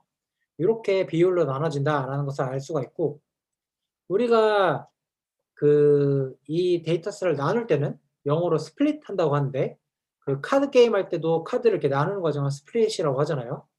그래서 이 스플릿 하는 것을 scikit-learn에서 굉장히 쉽게 도와주는 클래스가 하나 있어요. 함수가 하나 있어요. 바로 scikit-learn의 모델 셀렉션 여기 보면 train test split이라는 함수가 있습니다. train test split을 사용하면은 굉장히 쉽게 나눌 수가 있는데 요것을 어떻게 사용하냐라고 하면은 train test split 하고서 여기다가 x 데이터를 넣어주고 두 번째 거에는 y 데이터를 넣어주고 그 다음에 몇 퍼센트로 분할할 건지 넣어주고 랜덤 스테이트는 어떻게 섞을 건지 시드를 넣어주게 됩니다. 네. 다시 한번 자 이렇게 하게 되면은 x 트레인, x 밸리데이션, y 트레인, y 밸리데이션 이렇게 나오게 되는데요. 아까 말했듯이 트레인이라고 쓰이는 것은 학습할 때 쓰는 학습 데이터셋이고 벨이라고 쓰이는 것은 밸리데이션, 검증 데이터셋이에요. 근데 X, Y가 각각 또 나눠져 있어서 총 4개가 나오게 되죠. 총 4개 나오는 거는 아까 말했듯이 Y는 fx라고 했잖아요. 그래서 x, 꽃잎의 길이, 꽃잎의 너비, 꽃받침의 길이, 꽃받침의 너비를 x라고 했죠. x를 넣으면 y, 어떤 붓꽃인지 알려주는 그런 머신러닝 모델을 만들 건데 여기서 말하는 x, 여기서 말하는 x 똑같은 x입니다. y 똑같은 y. 그래서 여기 x에는 꽃잎의 너비 길이 뭐 그런 것들이 들어있고 y에는 붓꽃의 종류가 들어있는 거죠. 자, 그래서 트레인 테스트 스플릿이 헷갈리니까 다시 한번 설명드릴게요. 첫 번째 인자로는 x 데이터를 넣어줍니다. x 데이터. 두 번째 인자로는 y 데이터를 넣어줍니다. 요거는 오리지널 셋이잖아요. 오리지널 셋인데 내가 학습 데이터를 80% 쓰고 싶고 학습 데이터 0.8 테스트 데이터를 0.2로 쓰고 싶어. 여기는 테스트로 써있는데 우리는 밸리데이션이죠. 밸리데이션 셋을 20% 쓰고 싶어. 코딩으로 할 때는 퍼센트를 이제 0에서 1 사이에 숫자로 나타내요. 그래서 0.2라고 그러면은 20%죠. 그래서 랜덤으로 섞어서 나눠줘. 이렇게 우리가 명령을 내리는 겁니다. 그러면 랜덤으로 섞은 다음에 20%만 뽑아서 밸리데이션 셋에 넣어주고 나머지 80%는 트레이닝 셋에 넣어주게 돼요. 이해되시죠? 자, 이해 안 되면 질문해 주세요. 그래서 우리가 이제 X 트레인과 Y 트레인, X 밸리데이션, Y 밸리데이션의 쉐입, 모양을 한번 프린트를 해보도록 할 겁니다. 프린트. 이렇게 하면은 자, 요런 알 수 없는 숫자들이 나오는데요. 굉장히 쉬워요. X 트레인이 요거죠. Y 트레인이 요거죠. 그죠? 그래서 X 트레인의 모양은 120의 4다. 그래서 120개의 트레이닝 셋이 있고 4개의 특징, 아까 그 꽃받침의 길이 너비, 꽃잎의 길이 너비 4개의 데이터가 있고요. 그 다음 Y 트레인은 120개, 마찬가지로 120개였겠죠. 120개를 학습시키는 거니까. 그 다음에 요거는 어떤 붓꽃인지 알려주는 데이터니까 1 이렇게 되고요. 밸리데이션 셋은 30개가 있다. 마찬가지로 4개, 1개 이렇게 표시가 되게 됩니다. 여기서 중요한 것은 그냥 트레이닝 셋의 개수는 120개고요. 밸리데이션 셋의 개수는 30개입니다. 네, 이렇게만 이해하면 돼요. 그래서 결국은 80%, 20% 여기 나눴죠. 그래서 X 트레인의 헤드를 찍어보게 되면은 자 보면은 여기 앞에 인덱스가 다 랜덤으로 섞여가지고 막 무작위로 나타나는 것을 볼 수가 있죠. Y 트레인도 한번 찍어볼까요? Y트레인도 한번 찍어 볼게요. Y트레인도 랜덤으로 이렇게 섞여 가지고 타겟도 0, 1, 2가 다 이렇게 골고루 섞여 있는 것을 알 수가 있습니다. 마찬가지로 지금 X랑 Y랑 분할되어 있는데 81번하고 81번하고 매칭되는 거고 132번하고 131번하고 매칭되는 거죠. 그래서 요 표를 갖다가 여기다 이렇게 붙이면 된다라고 이해하시면 돼요. 이렇게. 이해되시죠? 그래서 우리는 X트레인, Y트레인으로 나눴고 트레이닝 셋과 밸리데이션 셋을 8대2로 나눌 수가 있었습니다. 자, 이렇게 하면 데이터셋 분할이 끝나요. 데이터셋 분할 다음에는 우리가 데이터 전처리를 해줄 건데 데이터 전처리는 아까 처음에 제가 설명드렸었는데 데이터를 전처리하는 이유는 쓸모없는 데이터들도 있고 그 다음에 아웃라이어도 있고 그 다음에 널 값을 가지고 있는 것들도 있고 이런 것들을 조금 예쁘게 정리를 하는 작업이에요. 정리를 하고 필터링을 한다고 하는데 필터링 하는 작업이고 머신러닝 실무에서 실제로 머신러닝 엔지니어를 꿈꾼다라고 하면은 굉장히 막 모니터 10개 있고 그다음에 엄청 좋은 컴퓨터 막 2천만 원짜리 3천만 원짜리 컴퓨터 있고 막 있는 거 맞긴 해요. 근데 어떤 거냐면 전처리하는데 시간을 다 써요. 그래서 머신러닝 실무에서는 전처리가 80%다. 그래서 약간 멋있는 직업이라기보다는 노가다가 심한 직업이다라는 게 거의 정설입니다. 전처리를 잘할수록 성능이 좋아지니까 사람들이 전처리에다 시간을 엄청 많이 써요. 네. 그래서 여러분들도 전처리를 하고 그다음에 전처리한 데이터를 한 번 더 살펴보고 성능이 안 나온다? 전처리를 다시 다른 방식으로 해보고 요런 작업들을 반복하게 됩니다. 그래서 전처리가 필요한 이유가 중요하죠. 이유. 제가 이렇게 좀 쉽게 풀어 써보려고 한번 써봤는데 설명 한번 드려보도록 할게요. 우리가 만약 부동산 데이터를 분석한다고 합시다. 그러면은 이제 이런 데이터가 포함되어 있는 거예요. 부동산이라고 하면은 집에 대한 데이터죠. 그래서 집의 넓이 데이터가 있고 단위는 평이래요. 그다음에 준공 연도가 있어요. 단위는 년이래요. 뭐 몇 년, 뭐 1999년, 뭐 2000년, 2010년 막 이렇게 있겠죠. 그다음에 층수, 몇 층에 있는지 그 집이 몇 층에 있는지, 10층에 있는지, 5층에 있는지. 그다음에 가장 가까운 지하철역과의 거리, 단위는 킬로미터. 단위가 다 다르죠. 그래서 여기서 문제는 각각의 특성들이 단위도 달라요. 그다음에 값의 범위도 달라요. 평수 같은 경우는 뭐 한 10평에서 뭐 한 100평까지 있다고 칩시다. 근데 층수 같은 경우는 1층에서 뭐 한 10층까지밖에 10층 아니다. 한 20층까지밖에 없다고 해요. 그다음에 지하철역과의 거리는 0km에서 뭐 100km까지 있다. 그래서 각각의 범위가 다 다르죠. 그래서 범위가 다르고 단위가 다릅니다. 근데 일단 단위가 다르니까 어떤 집이 더 좋냐라고 했을 때 구별하기가 힘들어요. 예를 들면은 이런 예가 있어요. A의 집은 30평이고 B의 집은 지하철과의 거리가 3km니까 A가 30이고 B는 3이니까 30이 더 크니까 A의 집이 더 비싸다. 이렇게 결론을 내렸습니다. 맞나요? 맞나요? 틀리나요? 여러분 너무 쉬운 문제라서 대답하기 힘드나요? 틀려요? 에이, 여러분 틀리다는 말을 쉽게 하면 안 돼요. 제가 한 가지 꿀팁을 알려드릴 텐데 맞다, 틀리다는 말을 정답입니다. 틀릴 수도 있어요. 네, 틀릴 가능성이 있고 맞을 가능성이 있고 틀릴 수도 있어요. 항상 그렇게 말해야 됩니다. 네, 맞을 수도 있고 틀릴 수도 있습니다. 네, 왜냐면은 실제로 A 집이 비쌀 수도 있잖아요. B의 집이 싸고. 그래서 머신러닝 엔지니어나 데이터 사이언티스트들은 맞다, 틀리다, 크다, 작다 이런 말보다는 상대적으로 크다, 상대적으로 비싸다, 상대적이라는 말을 굉장히 많이 쓰고 그럴 가능성이 있다, 가능성이 있다라는 말을 굉장히 많이 씁니다.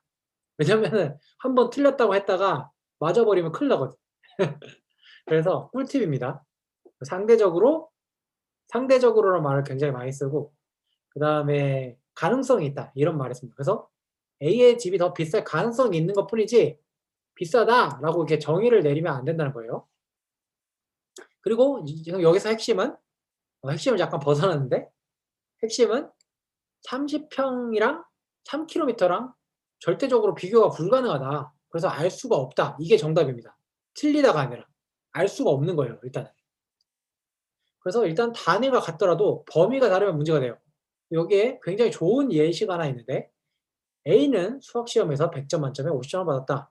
근데 B는 수학 시험에서 500점 만점에 50점을 받았다.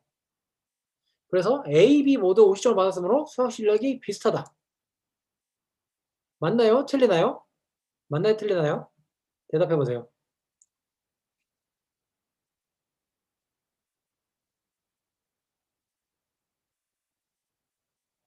맞을 수도 틀릴 수도 있습니다. 네. 학습 능력이 좋으신데. 맞아요. 잠깐만요. 한 학생이 저한테 그 말씀하셨는데 여기에 아래도 틀린 예 한 가지입니다. 라고 써 있죠. 틀린 예 한 가지. 네. 틀렸습니다. 라고 써 있죠. 제가 틀렸습니다. 네. 제가 틀린 겁니다. 아시겠죠? 이게 아주 좋은 걸 지적해 주셔서 감사해요. 그래서 근데 여러분들 여기에 낚인 거잖아요. 그죠? 틀렸다고 하니까 틀렸다고 하지. 그렇습니다. 그래서 틀릴 수도 있고 맞을 수 있어요. 그러니까 비교가 불가능하다라고 말하는 게 맞는 표현입니다. 그래서 요런 문제들을 해결하기 위해서 우리는 전처리가 필요합니다. 전처리. 프리 프로세싱이라고 해요. 영어로. 프리 프로세싱. 프리 프로세스. 요렇게 써요. 영어를 잘 못 쓰지만. 자, 프로세스는 처리하다라는 뜻이죠. 프리는 전에 처리하다는 뜻이에요.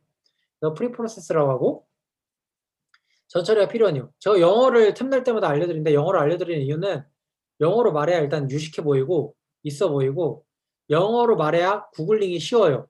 네. 네. 유식해 보이는 것도 한 몫을 합니다. 근데 구글링이 쉽게 되면 영어로 하는 거고 전처리가 있으면 후처리도 있겠죠. 네. 후처리가 있다는 것만 알아두도록 넘어가도록 할게요. 자, 그래서 전처리의 방법에는 우리가 노멀라이제이션, 정규화랑 스탠다드이제이션, 표준화의 두 가지를 알아볼 건데요. 일단 정규화는 0과 1 사이의 범위를 가지도록 만듭니다.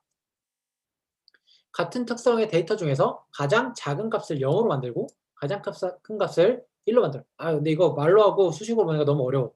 그래서 일단 위에 수학시험 예를 한번 들어볼게요. 정규화를 해볼게요. 그래서 100점 만점 시험에서 100점 만점 시험에는 최소가 0점이고 최대가 100점이죠. 500점 만점 시험은 최소가 0점이고 최대가 500점입니다. 그래서 이 수식에 대입을 해볼 거예요. 그래서 A의 경우는 100점 만점 시험에서 50점을 받았죠. 그래서 여기에 50이 들어가요. X에. 그 다음에 민, 맥스, 민 있죠. 그래서 민은 최소 0 들어가고 맥스는 100 들어가고 민은 0 들어가고 이렇게 계산할 수가 있는데 파이썬으로 굉장히 쉽게 할 수가 있죠. 그래서 50-0 나누기 100-0 이렇게 하면은 0.5 이렇게 나옵니다. 그렇죠? B의 경우도 마찬가지로 할게요. B의 경우는 이 수식에다 대입을 하면은 B의 경우는 500점 만점 시험에서 50점을 받았죠. 마찬가지로 X는 50인데 민도 0이죠. 민도 0인데 맥스가 500이에요. 500. 요거를 이제 파이썬으로 계산해 보도록 하겠습니다. 50-0 나누기 500-0 그러면 0.1이라고 나옵니다. 자, 여기서 보면은 A랑 B랑 누가 수학을 잘하죠? A랑 B랑 누가 수학을 잘하죠? 이렇게 보면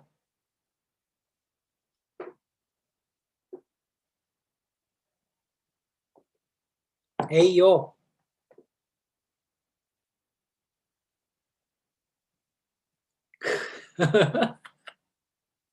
맞습니다. 아주 좋아요. 네, A가 잘할 가능성이 높습니다. 아주 좋습니다.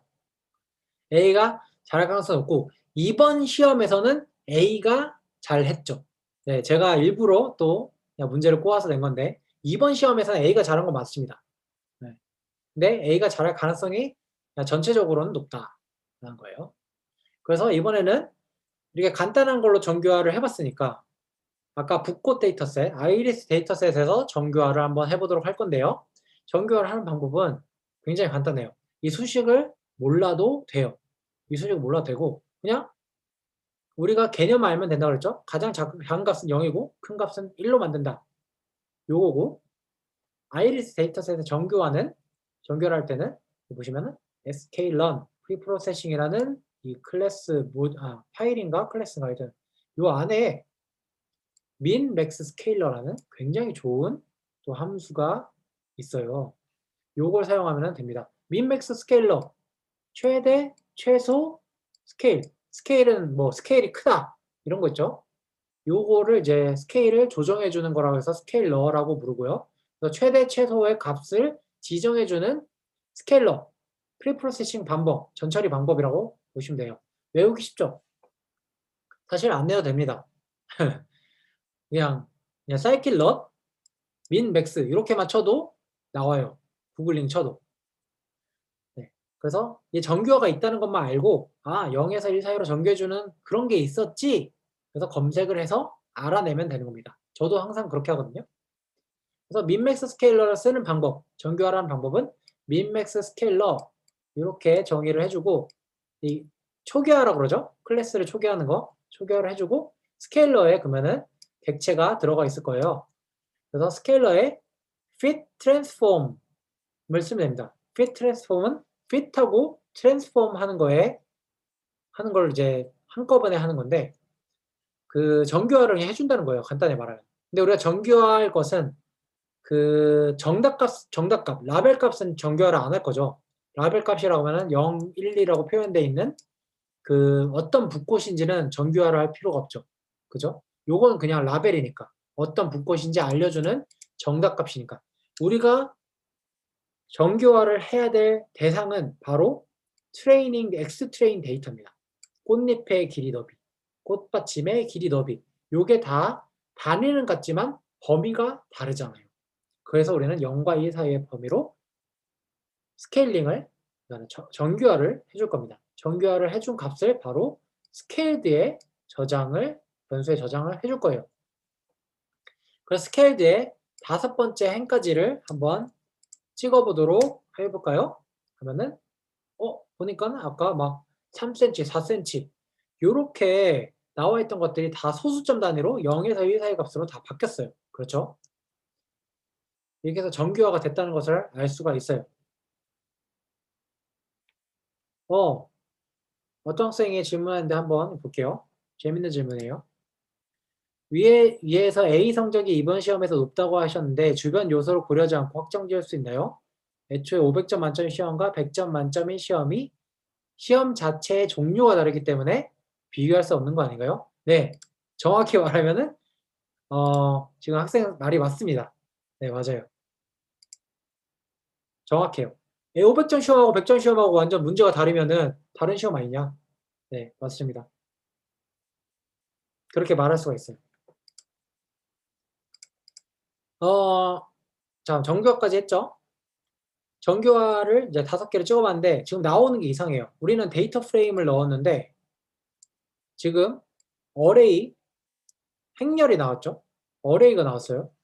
그래서 우리는 이거를 다시 데이터 프레임을 바꿔줄 겁니다. 왜 근데 어레이가 나오냐?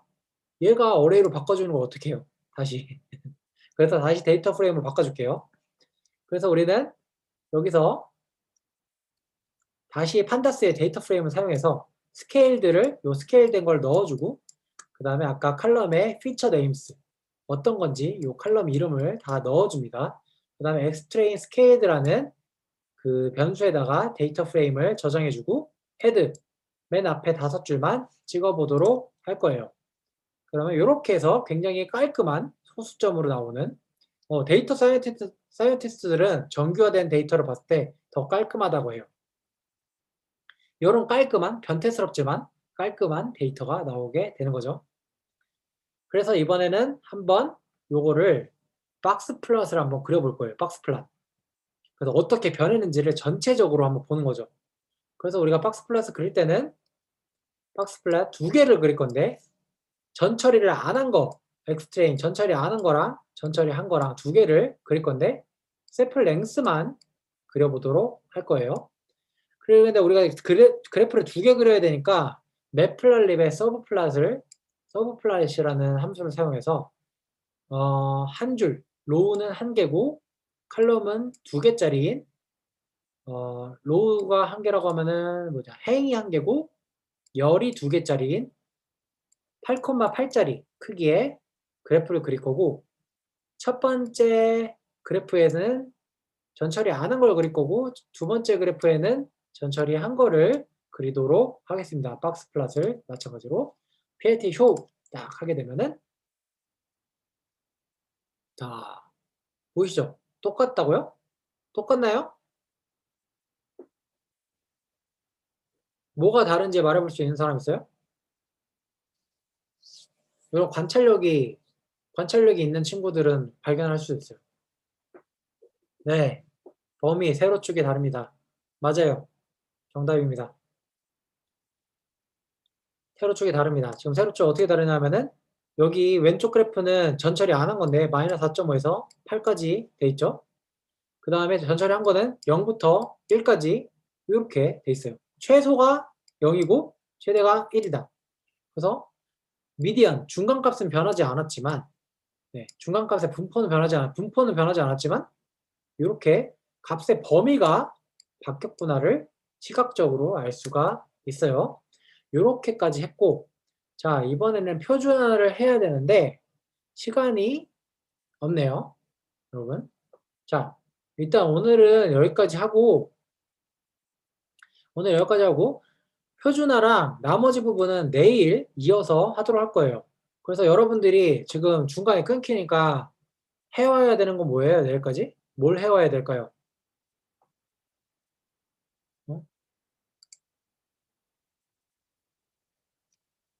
복습을 해오셔야죠. 복습. 여기까지 전기업까지 복습해 오시고 제가 아까 숙제라고 해놓은 것들 있고 그 다음에 이거 지금 막 여러 가지 그려봤는데 여기도 제가 세플 랭스를 그렸잖아요. 근데 요것들 페틀 랭스나 페틀 위스 뭐 이런 걸로 바꿔서 그려볼 수 있죠. 실제로 그렇게 바뀌었는지도 한번 그려보시고 여러분들이 바꿔서 실행해 볼 수 있는 것들은 한번 바꿔가지고 실행해 보세요. 네, 그리고 다음 만약에 오늘 한 것 중에서 질문이 있다라고 하시면은 제가 아까 그 이메일 주소 알려드렸잖아요. 이메일 주소로 보내주셔도 되고 아니면은 내일 수업 전에 저한테 질문해 주셔도 제가 이제 답변을 해드릴 거고요.